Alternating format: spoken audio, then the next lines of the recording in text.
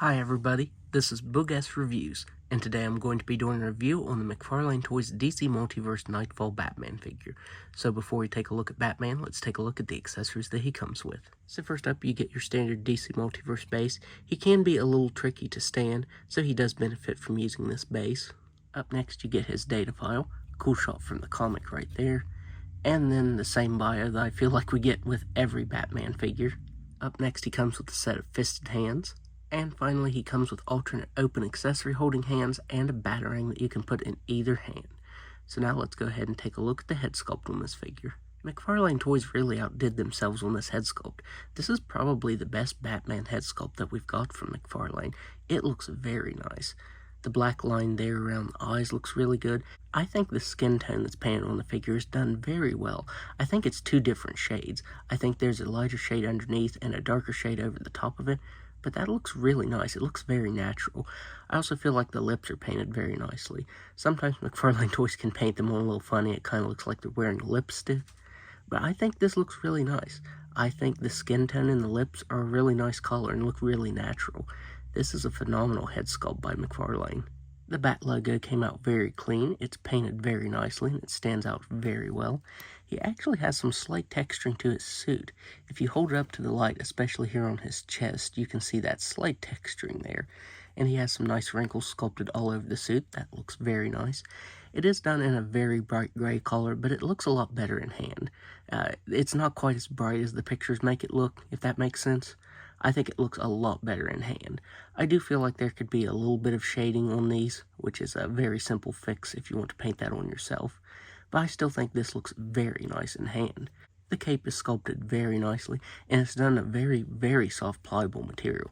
This is a very nice material. For some reason, I thought it'd be harder plastic, like the Hush Batman. But this is a very, very soft material. Might be considered vinyl. But that's really cool. His bright belt is painted very nicely. On the Year 2 Batman, I had some blemishes of blue on there, but this came out very clean. All the paint apps on this figure came out very clean, and I'm very happy about that. I don't see any blemishes of any kind. McFarlane Toys just did a very awesome job on this.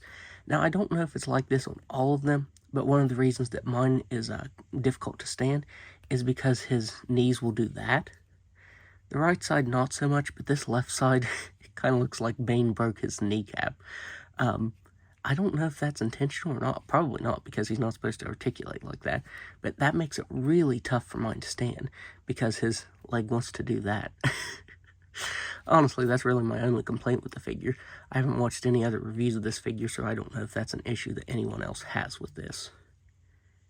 And then there are the boots. They have that slight texturing to them just like the rest of his suit does, and it looks very nice. Of course, it also uses the new joints right here where you have the sculpted details over top of that. So yes, this figure looks very nice. So now let's go ahead and go over his articulation. He has a ball-jointed head that can look up all the way. He can look down just a little bit. He can move his head side to side. It is kind of a crunchy joint though. You can hear it kind of clicking there. He has ball-jointed shoulders that can move all the way out. He has incredible butterfly joints. These move very nicely. He has a swivel at the bicep, double-jointed elbows that can bend all the way in, wrists that can move up and down and spin all the way around, ball-jointed diaphragm and waist that can move back all the way. He can't really move forward that much. If it could move forward, this would be a perfect figure. I don't like to hate on McFarlane too much, but I do wish they would improve the joint right there, because if they'd improve that just a little bit to allow some more crunch movement right there, their figures would be perfect, honestly. He can move side to side very slightly here. He can move side to side very slightly down here at the waist as well. He has hips that can do a complete split. He can kick forward all the way, even more so if you bend that knee joint like that. He can kick back all the way. He has a swivel at the thigh, double-jointed knee that can bend back all the way, ankles that can move down all the way, up all the way, spin all the way around, and toe articulation that can move up all the way. So now, let's do some size comparisons. So first up, here he is next to Year 2 Batman. Year 2 Batman was my favorite McFarlane Batman figure, but I think he's finally been replaced by this new Knightfall Batman figure. Here he is next to Catwoman. Here he is next to Azrael as Batman. And finally, here he is next to Bane.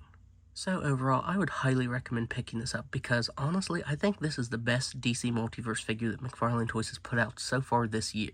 I know there's still a ton of releases left for McFarlane to do, but I don't know if they can top this figure for this year. It is just a very, very awesome figure, and I would highly recommend picking it up. So that's my review. If you like this review, be sure to hit the like button and subscribe to my channel. Thanks for watching.